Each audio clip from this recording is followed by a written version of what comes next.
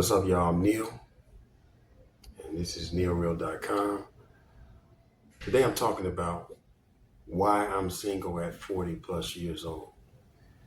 All right. So I got 5 reasons here, and I want you to share your own in the comment section.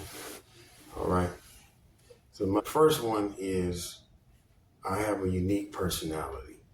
I'm an introvert slash conscious person slash empath. So because of that, it makes it a challenge to find people that grasp the differences of who I am. A lot of people are extroverted, and a great deal of them don't respect the differences of introverts. So it can be difficult. It's good to know at this age who I am because it narrows down a lot of people. Number 2, I'm looking for women to help me build what I'm doing. So a lot of ladies out here are just looking for somebody to latch on to. They're looking for financial support. They want to check a box off. They say, hey, I'm married or I got a boyfriend.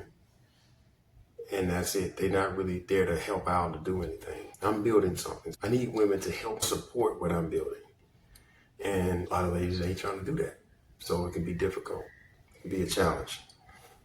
Another reason why I'm single at 40 plus is I'm still recovering from religion, racism, and toxic systems. So grew up in America, not only in America, but in the world abroad, there's systems that harm us. And so we have to recover from those systems. And so sometimes I find myself, I'm just recovering. Like I got to be alone and meditate on that and work on growing in this area and that area. So that moves me to my next thing, building a strong, stable foundation. Within these systems on the planet, they can cause us to be unstable, whether it be financially, mentally, spiritually, etc. As a man, it's important that we create a stable environment to bring women into. You can't be unstable. You can't have something that is not really put together and then say, hey, lady, come on into this. Like, it's not really good for her and it's not good for you. So that's another reason why. And the final one is number 5 here. The dating scene has turned into a trick and hoe culture. A trick and hoe culture where men think they got to lead with their money. Women essentially act like prostitutes. They're looking for how much money this man can give them. You know, you're going to take care of my kids and you're going to pay for my kids, babysitter while we go out to eat. You know, you're going to spend some more money for my kids, leftovers and all that kind of stuff. And this is a result of economic times where people just don't have nothing. They're struggling and all they see is who they can feed off of, who they can get support from. And they're not thinking about nothing else but that. And knowing that, you got to go through a lot of parasites. They just want to get what they can get from you. So it can be disheartening, discouraging to come across so many broads that, you know, they seem well, and then they just like, yo, I need, give me this, give me that, you know. And this is not just in America, it's abroad. You know, it's ladies in developing countries. You'll find this as well. You know, ladies, it's like, look, I'm just trying to feed my family and you're the ticket, you're the ATM, you know. And it's like, damn, bitch. You know, I'm not going for that, okay? Fuck you and your kids. You know, we're not doing all of that, you know what I'm saying? These shaming tactics, and a man must spend this amount of money on a date. He shouldn't take you here. He shouldn't take you there. And got a bitch talking about what I should be doing with my money and time. And the goal of a date is to get to know them. It's not about impressing them. It's not about trying to show this woman how much money you got and how much you gonna spend on her. I would encourage every man not to fall for that trap.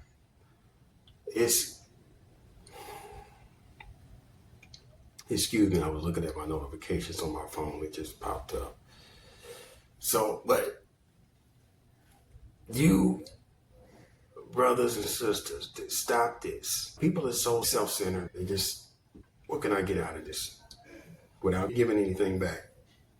It's okay to need stuff financially, but what you gonna give in return? You must seek reciprocity. It's okay for a lady to need help financially with her children. What are you giving that man in return? What value are you bringing? And for all the men listening, you need a program set up, and you need to have a clear space or slot for which women are supposed to fit into where to do what for you.